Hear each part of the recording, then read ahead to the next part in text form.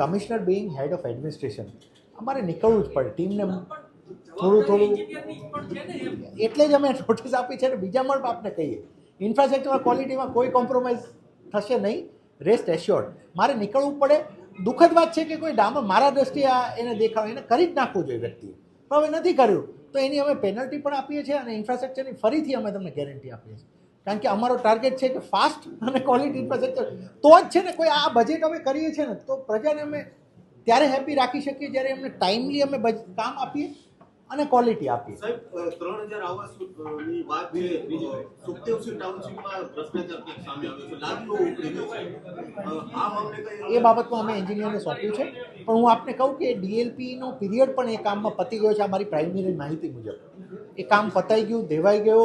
પછી ડીએલપી જે defect liability period આવે એ પણ પૂર્ણ થઈ ગયો.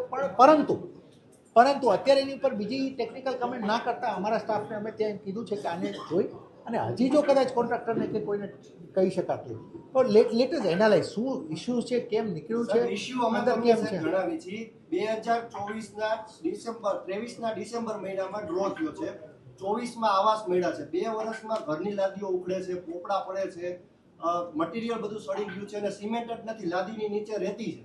તો સાહેબ આ પ્રકારનો ભ્રષ્ટાચાર જ છે, ચોખ્ખો આંખે દેખાય એવો છે. એક વાત ઉપર અમે તમને કહીએ કે અમારે એટલે જ અમે કાલે બહુ જ ચર્ચા થઈ તો અમે પ્રાઇમરી ટીમને તો તરત જ મોકલી દીધી. એટલે એની બાબતમાં પણ જો કદાચ એમાં કંઈ ખોટું હશે તો કોઈ પણ વ્યક્તિ એની જવાબદારી નક્કી થશે જ થશે.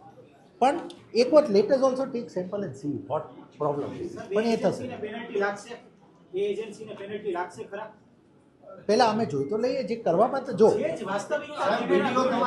જે એની વિડીયો છે અમારે ટેકનિકલ અમે એનાલિસિસમાં લઈ રહ્યા છીએ. જો હશે તો એને નિર્ણય એમાં લેવાશે. એક વખત અમારે આખું જોવું પડે. ચલો પૂર્ણ